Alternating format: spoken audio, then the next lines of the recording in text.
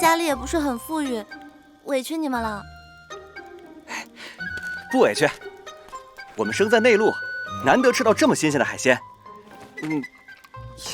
要是有酒就更好了。我家有酒，你们等一下。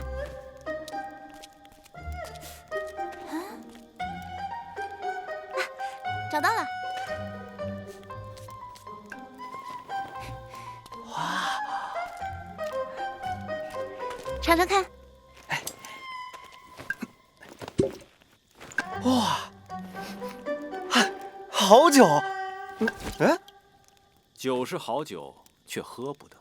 这酒的确喝不得。有酒喝不得，简直是人生一大折磨。今天这酒啊，就算是大师兄下了毒，我也要喝。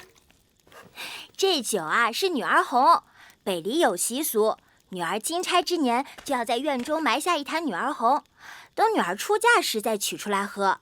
你现在要喝，是要娶人家吗？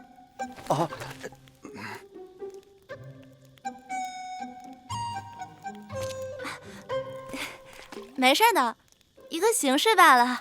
再说了，我要是嫁了人，爹爹一个人得多孤单啊！正好今天喝了这酒，绝了他的念想。那我们明日去集市上再买一壶女儿红，偷偷埋进去吧。好主意。